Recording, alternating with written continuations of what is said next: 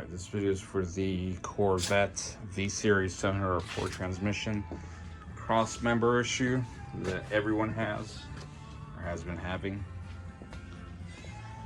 So this is the original cross member.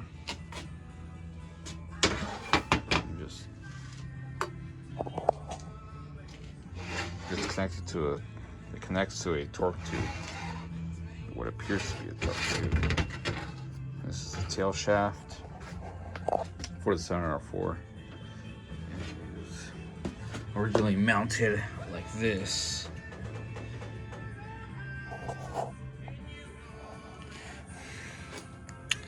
And this setup will not work for a 58 Chevy. So you've got to buy the 704 rear transmission mount housing. So because this is a V-Series 704 for a Corvette, I think it's for like an 86 Corvette,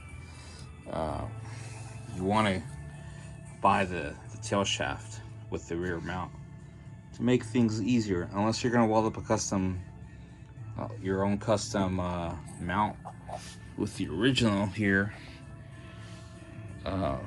Cause more work for you, but that's up to you. But I don't want to do all that.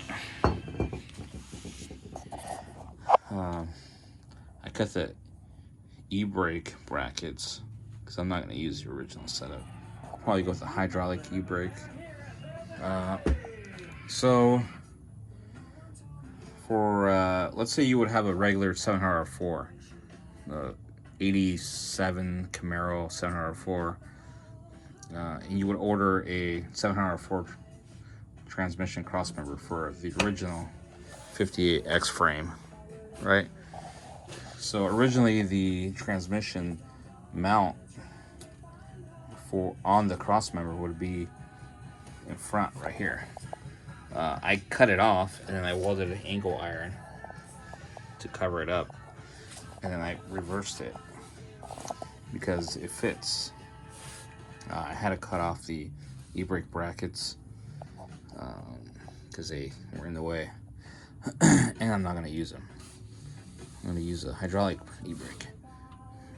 So the only problem that I encounter with this setup is that on this side there's a minimal clearance here. I think it'll still be okay. There's like an inch clearance, which is okay, I guess. But I can only fit one bolt, and it's a grade 8 bolt. I know this is a zinc nut, but the bolt is grade 8. The bolts that are holding the bracket, the crossmember bracket, are grade 8. These are grade 8 bolts with the zinc, with the damn it, I forgot these fucking nuts. The nuts with the fucking rubber inside of them. I forgot what we call them. Anyways, I've been drinking, so I don't know what the fuck they're called. But anyways, it's good. I stood on this fucking thing, and I jumped on it, and it stood still. So it's pretty sturdy. So I'm fine with that. Hopefully it stays that way. If it doesn't, then we'll have to reassess and fix it. But for now, I think it'll work. I'm freaking tired. It's a 350 4-bolt main. It's got a 4-barrel Edelbrock, blah blah, HEI. So yeah, that's what you do when you switch over to the V-Series 704 transmissions. Just know that you're gonna need to change the rear tail shaft, or if you're gonna use the original tail shaft, you're gonna have to modify that and create some sort of mount for it, because it's not gonna work with this setup. But this worked with me. So let me show you here. So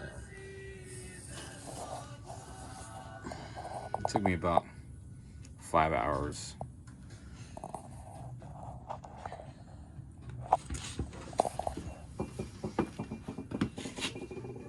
So now we're just ready for the dry shaft, which is over there.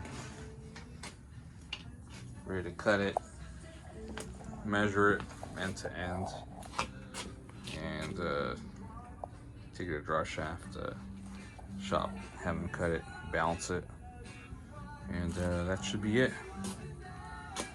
Anyways, I'll update you guys on the next one. I took the passenger side header off because it rubs on the frame right here, so I kind of painted it in yellow, what I have to grind off just so it doesn't rub or heat up once it's running. So yeah, that's pretty much it. Once I have that done, I can start setting up the brake lines, fuel lines, and then figuring out a way to get this frame underneath that 58. All right guys, take it easy.